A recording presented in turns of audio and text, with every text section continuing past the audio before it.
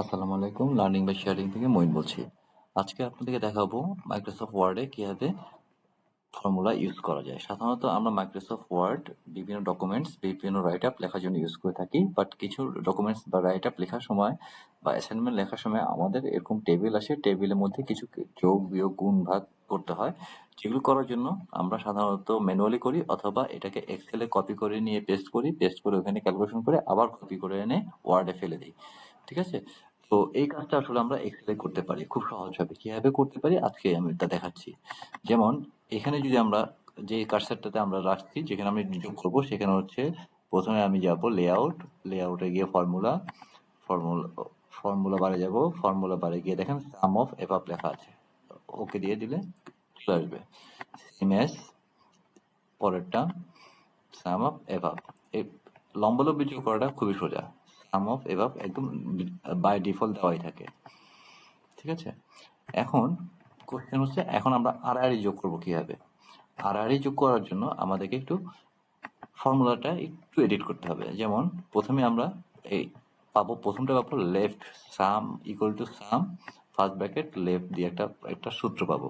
এই সূত্রটা আমরা এগুলো কপি করে রাখি। ঠিক আছে?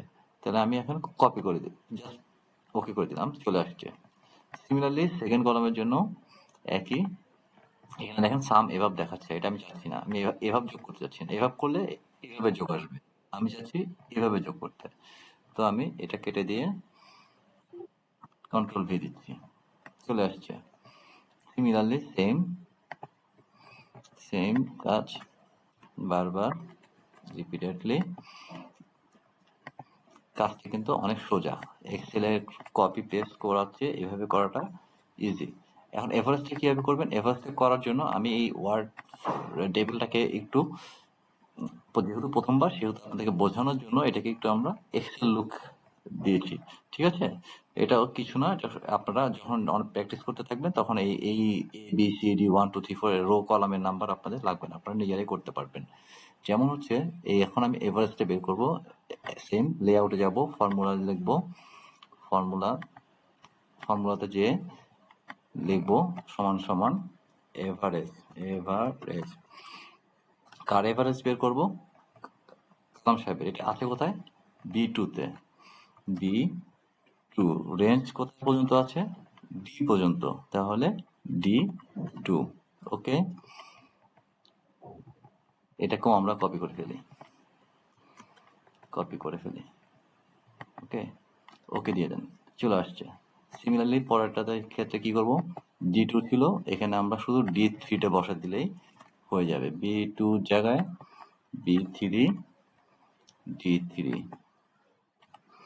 D3 চলে আসলো। এরপর সেম ফর্মুলা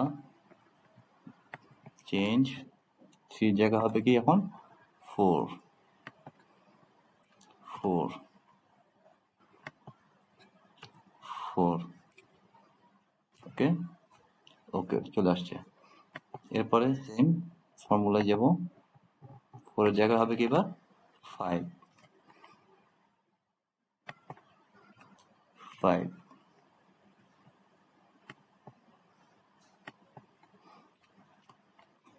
চলে আসছে, সবকিছুই চলে আসছে। এখন আপনারা আশা করি ওয়ার্ডে যদি কোনো এরকম টেবিল পান, সেক্ষেত্রে আপনারা বড় বড় টেবিলগুলো এভাবে সমাধান করে ফেলতে পারবেন খুব নিমেষেই। আর আপনারা যখন ইউজ টু হয়ে যাবেন তখন আপনাদের এই এক্সেলের মতো যে আমি ডিজাইনটা করে নিয়েছি এই ডিজাইনটা করা লাগবে না। আশা করি আজকের ভিডিওটি আপনাদের ভালো লেগেছে। ভালো লেগে থাকলে অবশ্যই শেয়ার করবেন, সাবস্ক্রাইব করবেন এবং সাথে থাকবেন। আসসালামু আলাইকুম।